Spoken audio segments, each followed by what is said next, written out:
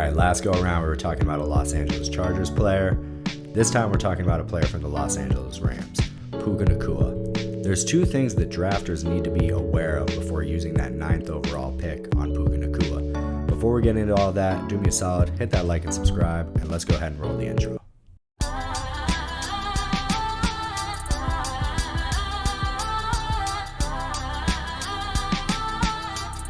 There's two big factors that drafters need to be wary of before using their first round pick on Puka Nacua. The first is his target share. We all know Cooper Kupp missed those first 4 games last season, which is when you saw those back-to-back monster games where Puka Nacua had 20 and 15 targets respectively. But once Kupp came back in, Puka's targets dropped all the way to 8.5 per game. That is not the sort of target share that we are going to covet when it comes to our first round draft pick, especially when there's players behind Puka Nacua who average more targets safely. A.J. Brown averages 9.3, Garrett Wilson 10, Devontae Adams 10.3, Mike Evans 9 per game. So I'm not exactly sure if this is the year to pick Puka Nacua that high. If he fell a little bit, which I'm not sure that he will, I would definitely use a pick on him, maybe around 13, 14, but at 9, he is way too rich for my blood. The second reason that I'm off Puka Nacua this year is that his biggest games were great, hitting over 30 points pretty easily. But when he plays top 16 defenses in terms of passing yards allowed per game, not even top 10, top 16, his stats plummet.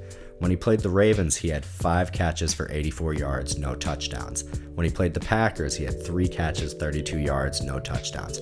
When he played the Cowboys, he had 3 catches, 43 yards, no touchdowns. When he played the Cardinals, he had 4 catches, 27 yards, no touchdown.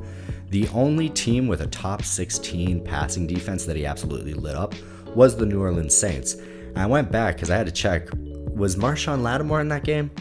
No, he was not, so the Saints were ripe to be exploited. Now, this gives me great concern because while the Rams had a pretty nice schedule in terms of passing defenses, next year, 11 of their games are against top 16 passing defenses, and they also have one more with the Lions' new and improved secondary. So that is going to be a challenge for Puka Nacua, along with losing some targets to Cooper Kupp.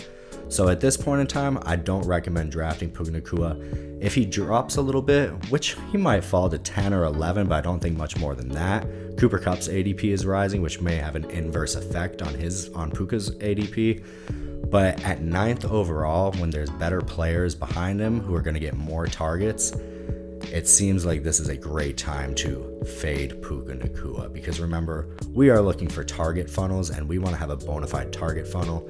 It's also worth noting that Cooper Kupp was dealing with injury issues throughout the year. Even though he did return to play, he wasn't at full health. There's a great chance that they have a 1A, 1B sort of wide receiver relationship.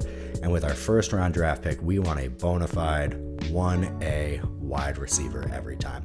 So that's my take on Puka Nacua. Again, if you're enjoying these videos, do me a solid, hit that subscribe and like. I would definitely appreciate it. And I'll be back bringing you more fantasy advice all off season and through the season as well.